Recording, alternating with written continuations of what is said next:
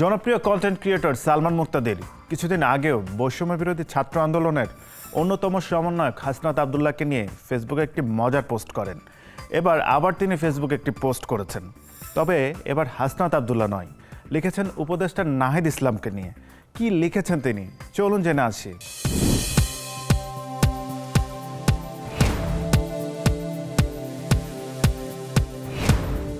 বৈষম্য বিরোধী ছাত্র আন্দোলনে কন্টেন্ট ক্রিয়েটরদের মধ্যে সালমান মুক্তাদিরের অবস্থান ছিল প্রত্যক্ষ। আন্দোলন চলাকালে তাকে পেতে হয়েছে নানা ধরনের হুমকি, তবে কোনো কিছুকেই তোয়াক্কা না করে তিনি তার অবস্থানে ছিলেন অটল। আন্দোলনে অংশগ্রহণকারী সালমান মুক্তাদির কিছুদিন আগে বৈষম্য বিরোধী ছাত্র আন্দোলনের অন্যতম সমন্বয়ক হাসনাত আবদুল্লাহকে নিয়ে একটি মজার পোস্ট করেন।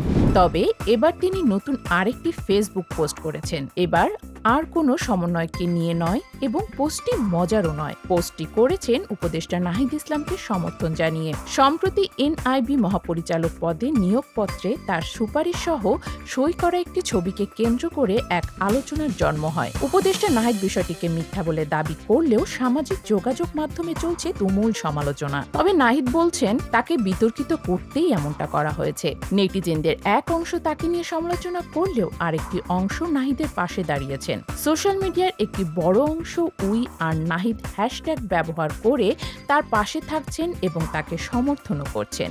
সমর্থক ও পাশে থাকা মানুষদের কাতারে এসে দাঁড়িয়েছেন সালমান মুক্তাদি নিজে। নাহিদকে সমর্থন করে সমন্বয়ক হাসনাত আবদুল্লাহ আন্দোলনের সময় নাহিদের ওপর নির্যাতনের দুটি স্থিরচিত্র তুলে ধরে ফেসবুকে লিখেছেন, গত 16 বছরে বাংলাদেশের অবস্থা এমনই। যারা হাসিনার পুনর্বাসন প্রকল্পকে সমর্থন করে তারা দেশকে সেই একই পরিস্থিতিতে ফিরিয়ে আনবে। রক্তপাত, গুম, খুন এবং আরো অনেক কিছু। হাসিনার শাসনের পুনর্বাসনকে সমর্থন করলে শেষ পর্যন্ত একই ভয়াবহ পরিণতি ঘটবে। হাসনাত আবদুল্লাহ সেই পোস্টে শেয়ার দিয়ে সালমান মুক্তাদি দাঁড়িয়েছেন নাহিদ ইসলামের পাশে। তিনি লিখেছেন, এই যে যা ইচ্ছে তাই বলতে পারছো, অভিযোগ করতে পারছো, নিজের প্রোফাইল থেকে সব শেয়ার করতে পারছো, প্রশ্ন করতে পারছো, এটা ভুলে যেও না। জীবনে কোনোদিন পারো নাই, এই প্রথম পারছো, ভুলে যেও না। এছাড়াও তিনি নাহিদ ও অন্যান্য সমন্বয়কদের উদ্দেশ্য করে লেখেন, সত্যি বলতে আমি নাহিদকে চিনিও না, জানিও না, কিন্তু আমি খুব ভালো করে জানি আমি অথবা আমরা কয়েকশো মানুষ